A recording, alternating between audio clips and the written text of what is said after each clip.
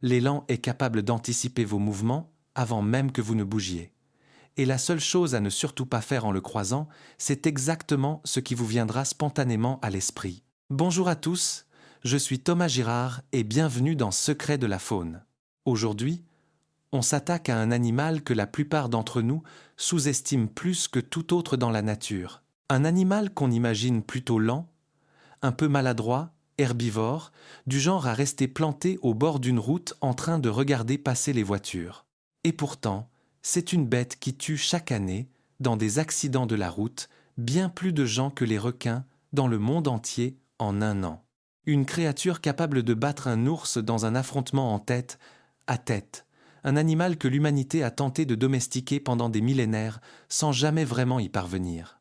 Aujourd'hui, on va décortiquer l'élan pour de bon, sans images d'Épinal ni encyclopédie soporifique.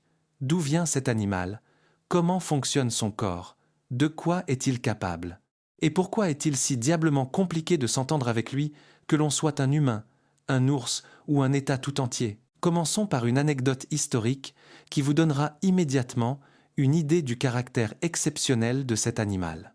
Dans les pays baltes, à l'époque de Pierre le Grand, un décret officiel interdisait d'entrer en ville à dos d'élan, pas à cheval, à dos d'élan. Les gens en montaient réellement, et ils allaient si vite que la police ne parvenait tout simplement pas à les rattraper.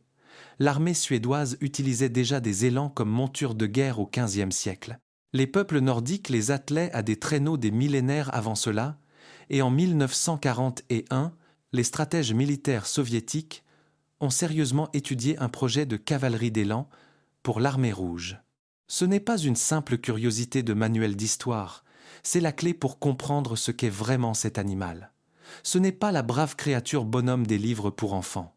Ce n'est pas juste un grand cerf que l'on aperçoit parfois au bord de la route, c'est l'un des animaux les plus complexes, les plus imprévisibles et les plus sous-estimés de notre planète. Passons maintenant aux dimensions, parce que sans elles, tout le reste perd son sens. L'élan est le plus grand cervidé vivant sur Terre. Pas l'un des plus grands, le plus grand, tout simplement. La longueur du corps d'un mâle adulte peut atteindre 3 mètres. Sa hauteur au garrot peut monter jusqu'à 2,30 mètres. Son poids varie entre 360 et 600 kg. En Extrême-Orient russe et au Canada, on trouve des individus pesant jusqu'à 655 kg, soit bien plus qu'un cheval moyen, et de loin, mais les chiffres sont une chose, la sensation réelle en est une autre. Quand on se tient à côté d'un élan vivant, ces 2,30 mètres cessent d'être une simple statistique. Cette créature vous regarde de haut, et elle n'est même pas encore complètement redressée. C'est une expérience qui marque durablement. Pourquoi l'élan est-il aussi immense? Ce n'est pas un hasard de l'évolution. C'est une réponse précise à des conditions environnementales bien spécifiques. Les forêts nordiques sont des lieux où la neige peut dépasser 70 cm de hauteur, où il faut se frayer un chemin à travers les broussailles et les arbres abattus, et où les prédateurs chassent en meute. Les longues pattes fonctionnent comme des raquettes à neige naturelles. Sa masse importante constitue une réserve thermique qui maintient sa température corporelle même par un froid de -40 degrés. Son corps massif est une réserve d'énergie pour l'hiver, période de disette alimentaire. L'élan n'est pas simplement un animal, c'est une solution d'ingénierie conçue pour une mission précise. Et cette solution fonctionne de manière fiable depuis plusieurs millions d'années. Regardons maintenant sa morphologie, car de l'extérieur, l'élan a une allure un peu étrange, et ce n'est pas non plus un hasard. Son cou est court et relativement compact, mais ses pattes sont démesurément longues. Les pattes avant sont plus longues que les pattes arrière. C'est pour cette raison que, lorsque l'élan veut boire, il doit soit s'avancer profondément dans l'eau, soit s'agenouiller sur ses poignets antérieurs, littéralement tomber à genoux. Cela paraît maladroit, mais fonctionnellement, c'est parfait. Ces mêmes longues pattes lui permettent de se tenir dans l'eau jusqu'au poitrail et de récolter des algues au fond sans avoir à plonger. Sa tête est lourde, avec un nez nettement busqué et une lèvre supérieure charnue qui dépasse largement de la mâchoire inférieure. Cette lèvre n'est pas un simple ornement, elle est mobile et extrêmement sensible. L'élan s'en sert presque comme d'une main pour saisir les branches, arracher les feuilles, palper les surfaces.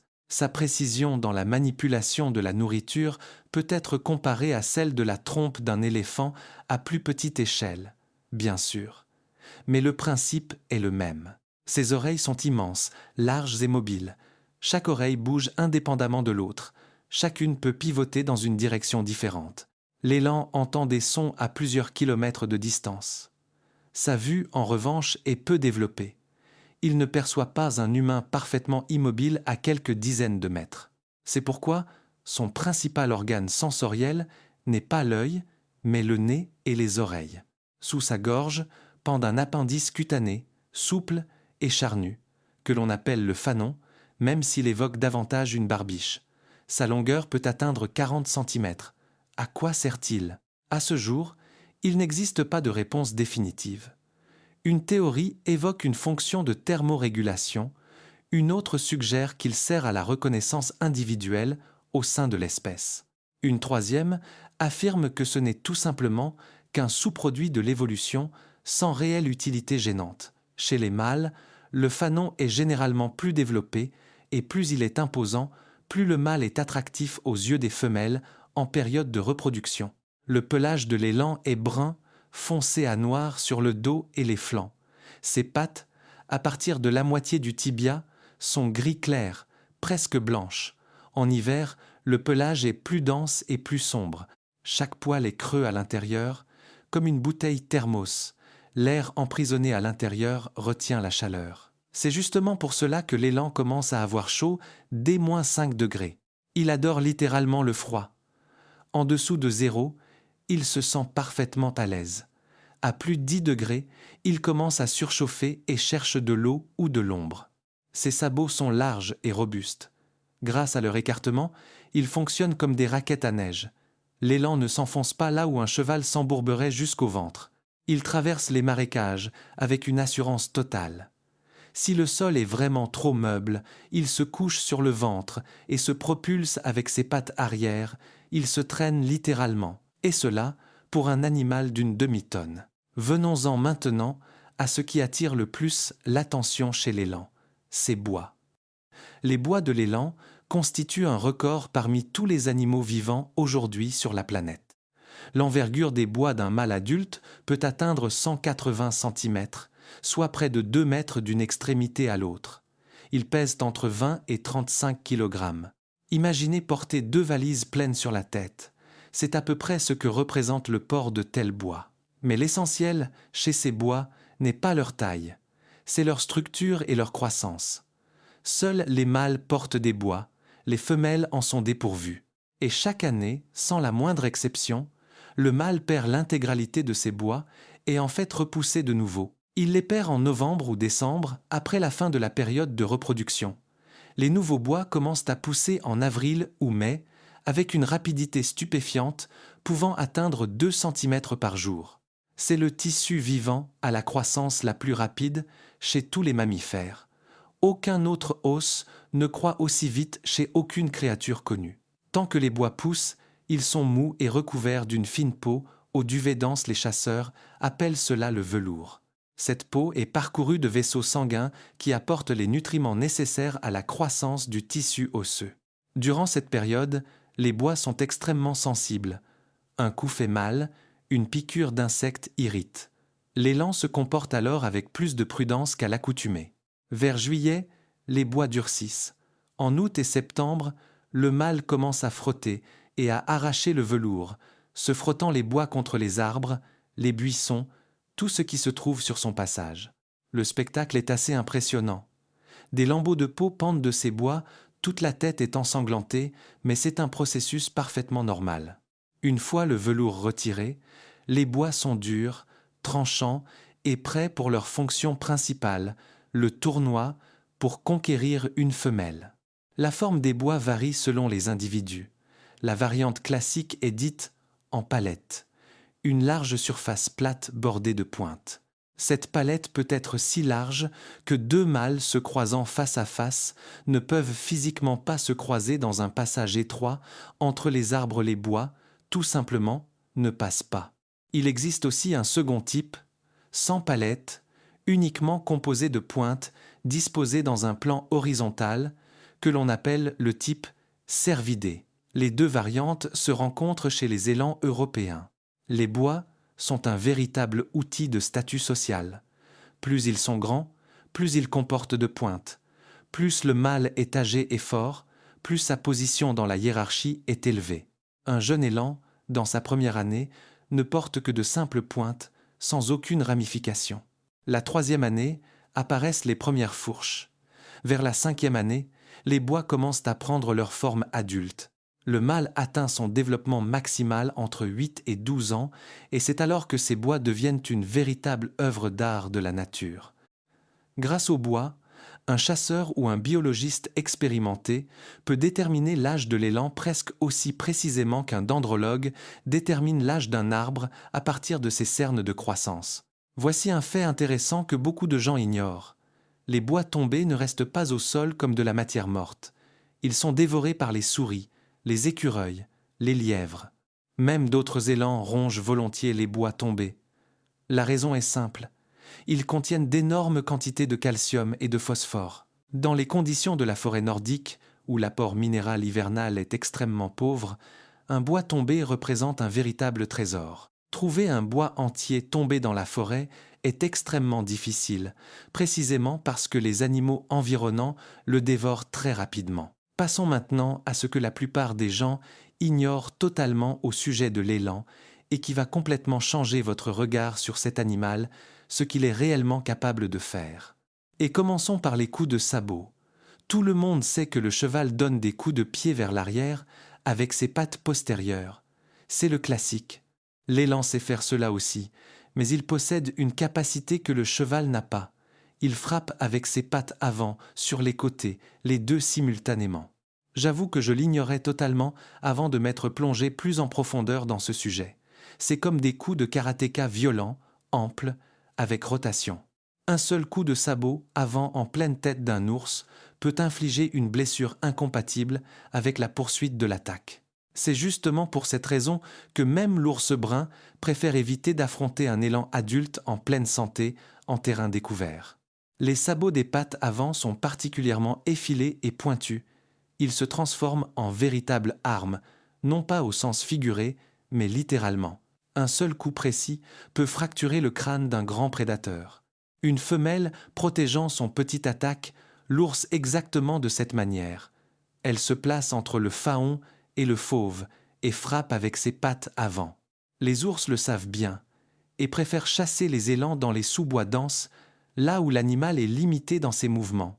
En terrain ouvert, même l'ours brun bat en retraite. La vitesse de l'élan est un autre point que l'on sous-estime généralement. En course tranquille, l'élan atteint 50 à 60 km par heure. C'est plus rapide que l'accélération de la plupart des voitures sur leurs premiers mètres.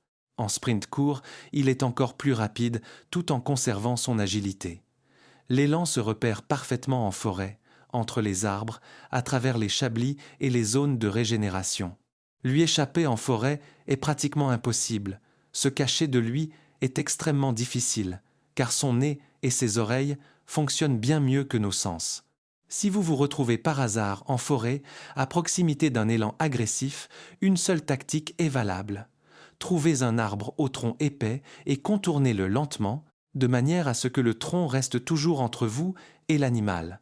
L'élan n'est pas un prédateur, il n'a pas besoin de vous dévorer. Il tentera plusieurs charges, puis abandonnera, mais attention, plusieurs signifie réellement plusieurs, et non une seule tentative suivie d'un abandon. C'est pourquoi l'arbre entre vous deux est une véritable assurance-vie. Cette règle, je la connaissais de manière théorique, mais un jour, la théorie est devenue pratique. Je marchais en forêt, absorbé dans mes pensées, sans regarder autour de moi. J'ai levé la tête, et à 20 ou 30 mètres se tenait un immense mâle avec ses bois. Il était parfaitement immobile, me regardait droit dans les yeux, dans une posture de menace, tête légèrement baissée, oreilles couchées. À cet instant, je me suis immédiatement souvenu de toutes les règles. Pas de mouvement brusque, ne pas fixer ses yeux, reculer lentement. C'est exactement ce que j'ai fait. Très lentement, très calmement, pas à pas. Il n'a pas bougé. J'ai eu de la chance. Depuis, je marche en forêt différemment et je regarde toujours attentivement autour de moi. L'élan nage, beaucoup de gens le savent, mais peu savent à quel point il excelle dans cet exercice. Il peut parcourir 5 km dans l'eau sans s'arrêter et plonger jusqu'à 6 mètres de profondeur. Pourquoi plonge-t-il? Pour se nourrir. L'élan raffole des plantes aquatiques nénuphars, lys d'eau, prêles. Ces plantes sont riches en nutriments et en sel, dont l'alimentation forestière manque cruellement. C'est pourquoi il se rend régulièrement dans les lacs et les rivières pour y brouter sous l'eau. Pour pouvoir plonger sans s'étouffer, il possède dans les narines des valves spéciales qui se referment automatiquement sous l'eau. L'élan peut rester sous la surface jusqu'à 3 minutes, se nourrissant directement dans les profondeurs. Il coupe les tiges, remonte respirer, replonge. C'est justement cette habitude aquatique qui conduit parfois à des rencontres inattendues. Au large de l'Alaska et du Canada, des orques ont parfois été observés en train de repérer des élans qui se nourrissaient en eau côtière. Oui, les orques chassent l'élan. Ce n'est pas une légende urbaine, ce sont des cas documentés. L'orque attend sous l'eau et attaque par en dessous. L'élan qui a plongé pour un nénuphar ne s'attend absolument pas à cela. Pour ce géant des forêts, la rencontre avec un prédateur marin est une surprise totale. Passons maintenant à l'alimentation, car c'est tout un chapitre à part entière.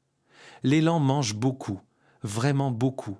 Un mâle adulte consomme jusqu'à 30 kg de nourriture végétale par jour, l'équivalent d'environ 3 grands sacs de courses, chaque jour, week-end et jours fériés compris. Son régime change selon les saisons. En été, ce sont l'herbe, les feuilles, les pousses, les plantes aquatiques et les champignons. Oui, les champignons. L'élan mange des champignons avec appétit, y compris des amanites. On suppose que celles-ci ont sur lui un léger effet hallucinogène. On connaît des cas d'élan se comportant de manière très inhabituelle après s'être nourri dans un champ d'amanites, un peu comme après avoir consommé des pommes trop mûres ou des baies fermentées. Un élan ivre de fruits fermentés, c'est toute une histoire en soi, mais on y reviendra peu, être une autre fois. À l'automne, l'élan passe aux rameaux et aux jeunes pousses. Vers novembre, son alimentation devient presque exclusivement ligneuse. Son menu hivernal se compose de saules, de pins, de trembles, de sorbiers, de bouleaux, de framboisiers. L'élan croque des pousses jusqu'à 10 mm de diamètre. Il ronge l'écorce pendant les dégels, car par grand froid, elle devient trop dure.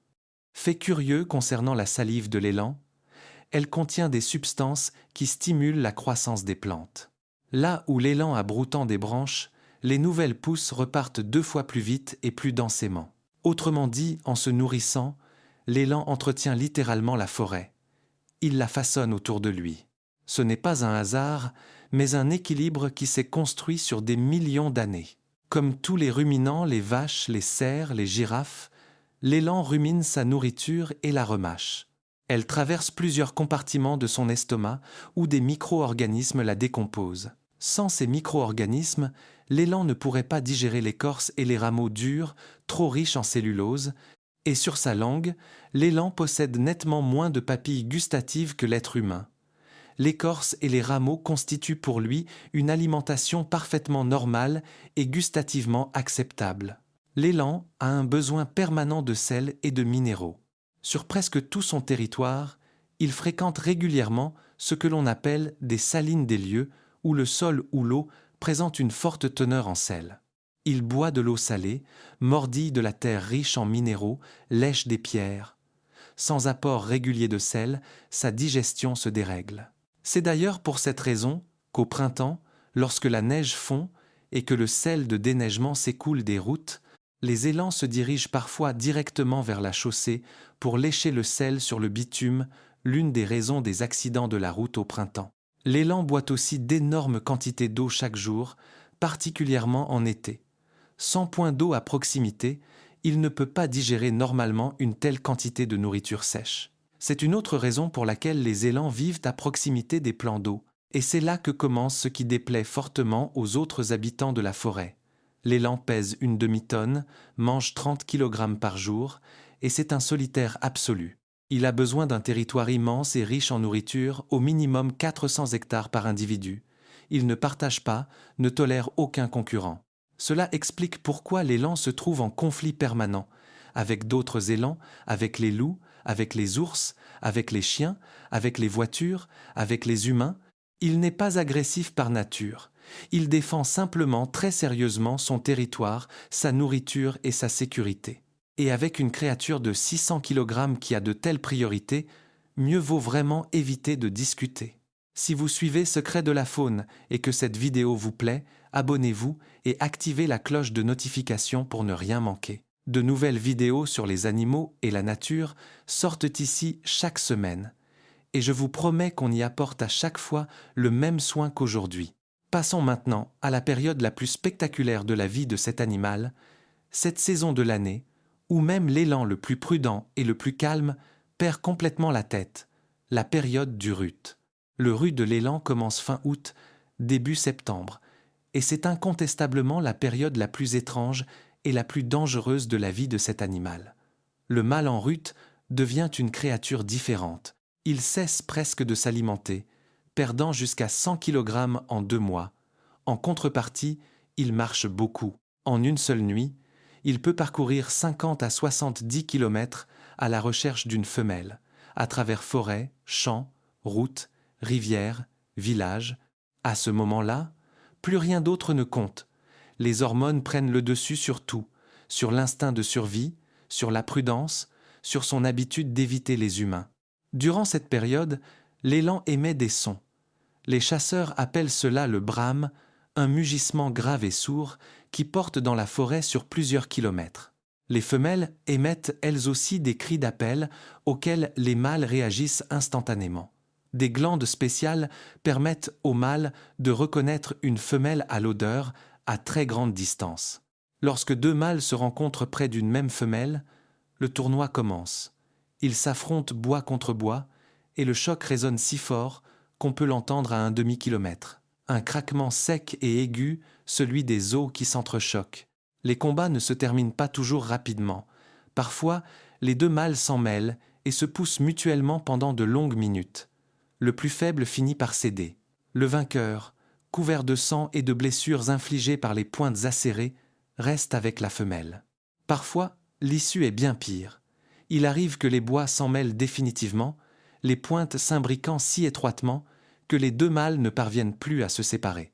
Ils meurent alors tous deux d'épuisement et de faim, éternellement liés par leur propre arme. Les biologistes retrouvent parfois de tels couples en forêt. C'est rare, mais cela arrive. Pendant le rut, les mâles se jettent sur tout ce qui bouge ou émet un bruit inconnu. Motoneige, tondeuse, tracteur, voiture. Un mâle qui, en temps normal, s'écarterait d'un chemin à 50 mètres, peut, en période de rut, se retourner et attaquer le premier.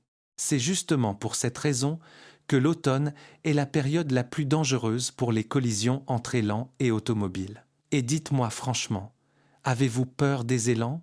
Pas des ours, pas des loups, des élans, précisément, parce que je dois avouer qu'après avoir étudié cette question, mon propre regard sur cet animal a radicalement changé.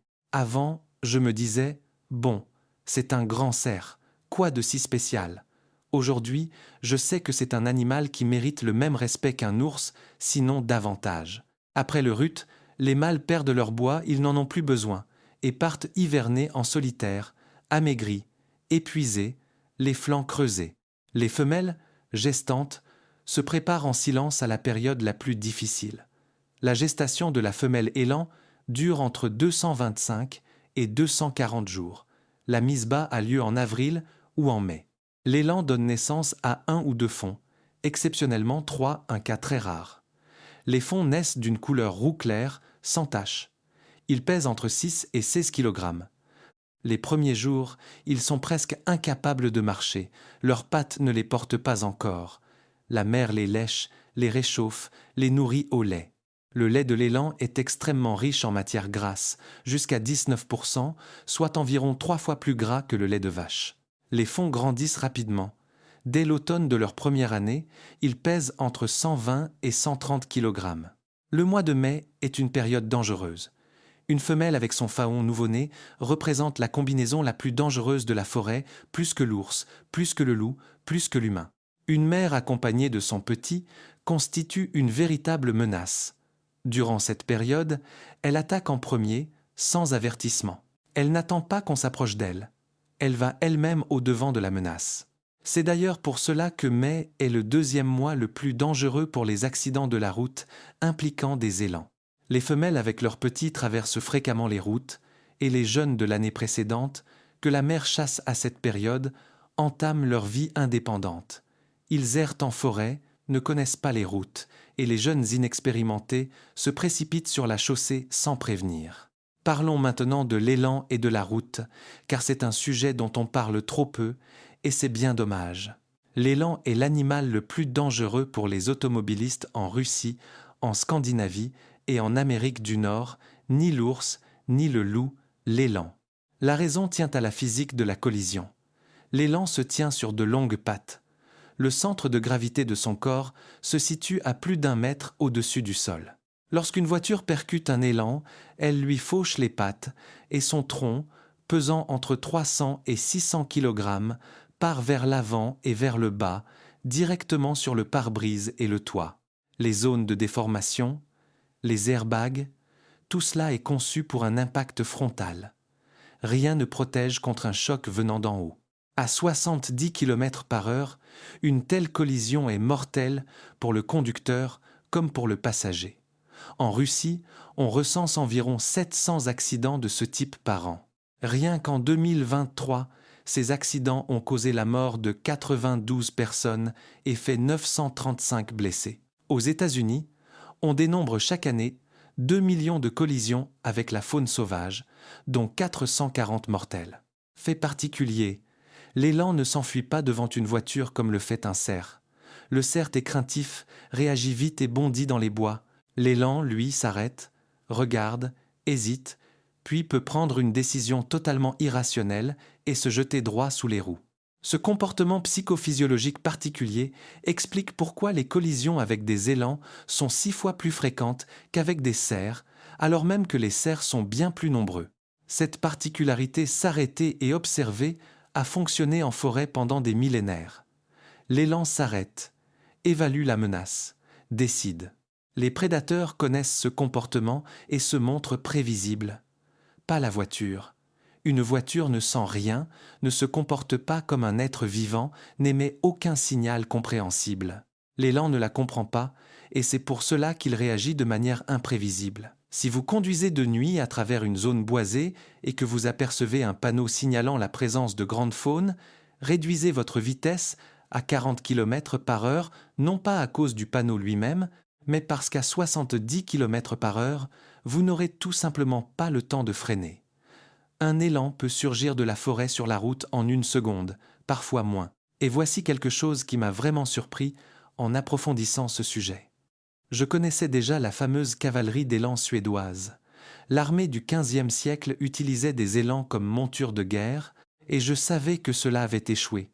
Les élans refusaient d'aller au combat, et au moindre danger, s'en allaient tout simplement. Mais en creusant davantage, j'ai découvert que l'histoire de l'élan comme animal de monte et de trait est bien plus ancienne.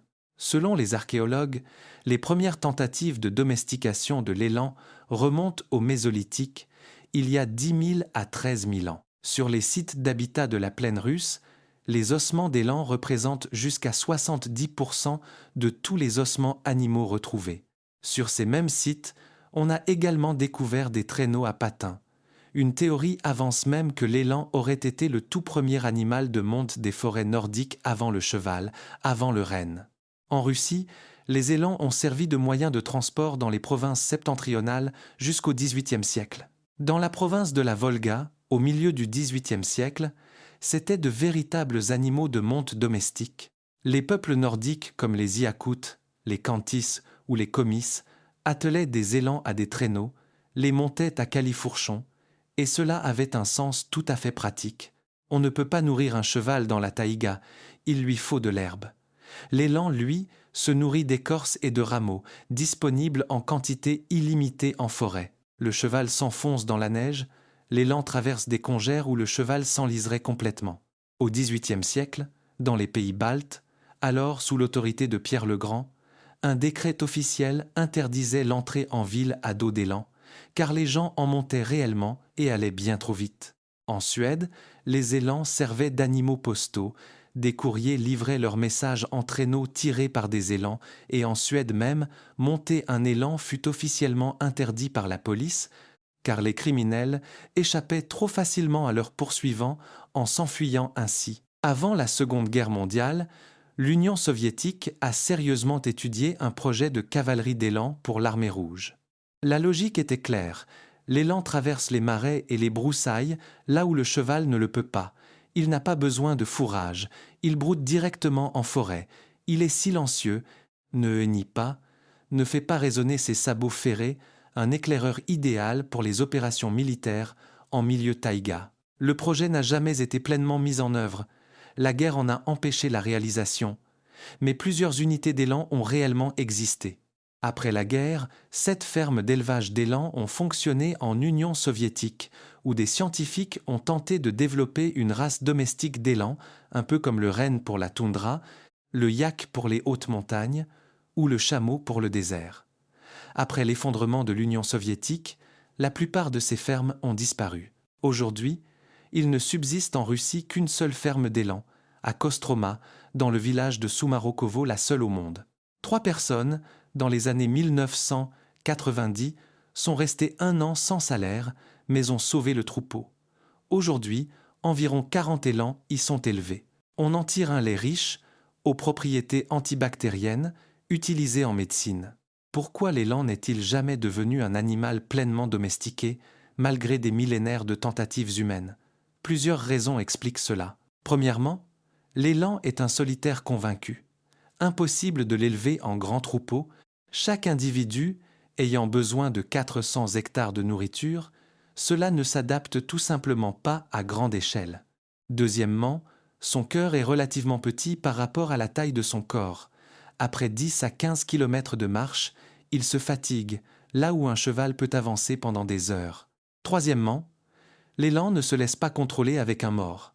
Sa gueule est adaptée à la consommation de branches épineuses et ne ressent pas la présence du mors, ce qui rend son contrôle extrêmement difficile. Et quatrièmement, le plus fondamental, l'élan ne perd jamais sa nature sauvage. Quelle que soit la durée de sa cohabitation avec l'homme, il reste sauvage. Il réagit aux bruits et odeurs inconnus, n'obéit pas aux ordres, s'en va où bon lui semble. À la guerre, c'était une catastrophe. Dès les premiers coups de feu, l'élan s'enfuyait tout simplement dans la forêt. Mais c'est justement cette caractéristique qui fait de lui ce qu'il est. Comme l'a écrit un jour un biologiste, l'élan est en réalité un animal domestique tout à fait viable, à condition de bien l'élever, mais il ne cessera jamais d'être sauvage. L'hiver mérite un chapitre à part. L'élan adore le froid, ce n'est pas une exagération. À des températures supérieures à -5 degrés, il commence déjà à avoir chaud. À +10 degrés, il cherche de l'eau. En été, sous la chaleur, on aperçoit rarement les élans en journée. Ils se tiennent jusqu'au cou dans les lacs, ou se reposent à l'ombre des résineux denses, ne s'alimentant que la nuit. En hiver, c'est l'inverse, ils sont actifs le jour. Par grand froid, ils se couchent dans la neige meuble, de manière à ce que seule la tête dépasse, ce qui réduit les pertes de chaleur.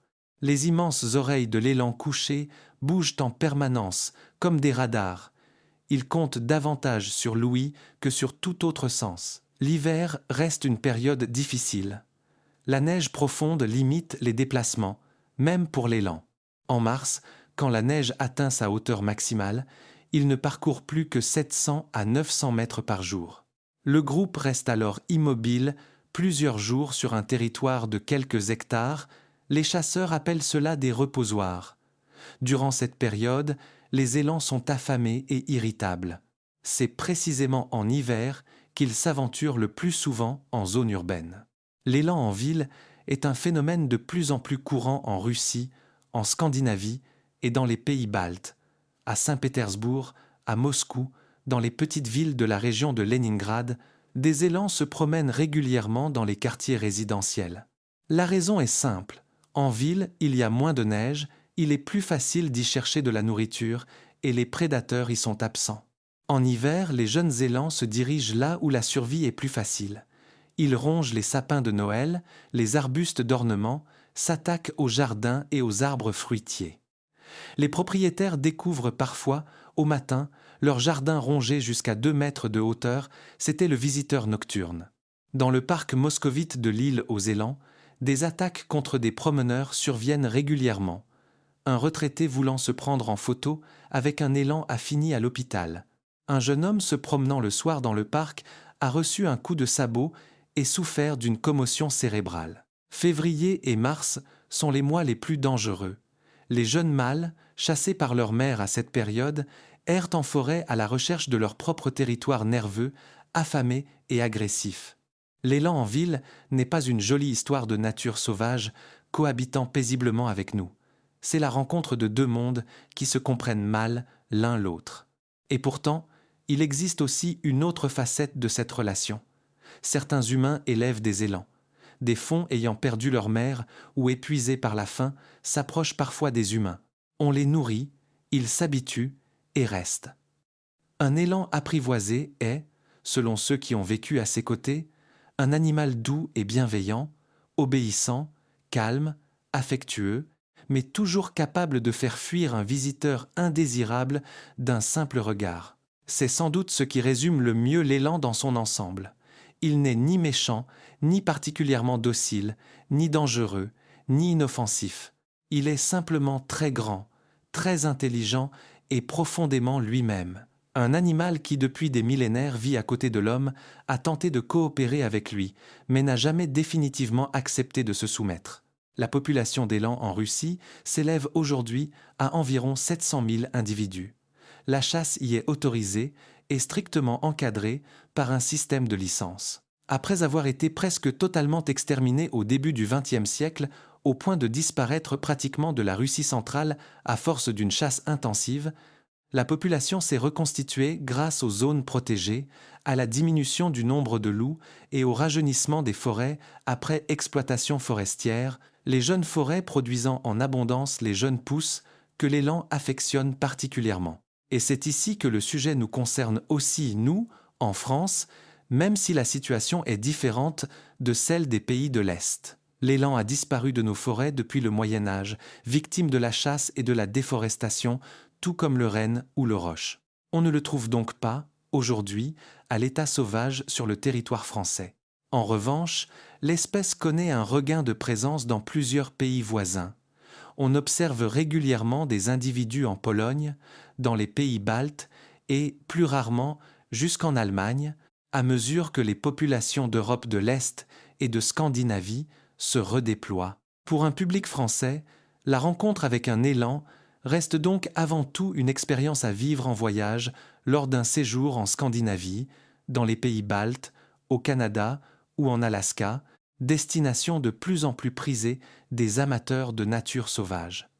Et les règles de prudence restent exactement les mêmes où que vous soyez.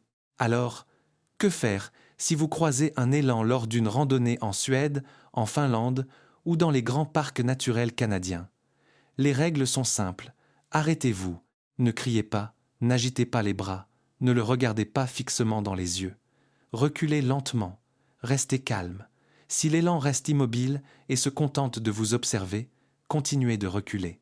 S'il baisse la tête, plaque ses oreilles et se met de profil, cela signifie qu'il envisage sérieusement d'attaquer. Dans ce cas, cherchez immédiatement un abri derrière un arbre au tronc épais et surtout, ne courez en aucun cas. C'est exactement le réflexe qui vous viendra en premier à l'esprit, et c'est la pire réaction possible. L'élan est plus rapide que vous, sur n'importe quel terrain, dans n'importe quelle condition. Ma conclusion personnelle, après toute cette recherche, l'élan est un animal que j'ai sous-estimé toute ma vie. Je me disais, l'ours est dangereux, le loup est intelligent, l'élan est grand et lent, comme je me trompais lourdement. L'élan est un animal qui mérite un respect véritable et profond, non pas de la peur, mais une réelle compréhension de qui l'on a en face de soi. Il reste un dernier point que je n'ai pas encore évoqué et qui mérite réflexion. L'élan est un indicateur de la santé d'une forêt. Là où vivent des élans, la forêt est vivante, diversifiée, ponctuée de plants d'eau et de sous-bois jeunes. Les élans ne se contentent pas de vivre dans leur écosystème, ils le façonnent. Ils abattent de jeunes arbres, créent des clairières, fertilisent le sol, nourrissent les prédateurs, retirez l'élan d'une forêt nordique et cette forêt en sera irrémédiablement transformée. Cet animal immense, étrange et intraitable n'est pas simplement une espèce parmi tant d'autres. Il est ce qui fait qu'une forêt nordique est une forêt nordique. Et c'est précisément ce qui me fascine le plus chez ces animaux. Ils ne sont pas dangereux parce qu'ils seraient méchants, ils sont dangereux parce qu'ils sont absolument souverains, autonomes et peu enclins au compromis. En cela, ils ressemblent en réalité aux créatures les plus remarquables de la nature. Ils ne cherchent à plaire à personne. Ils existent simplement comme ils ont toujours existé des millions d'années avant que nous n'arrivions avec nos routes, nos voitures et nos appareils photo.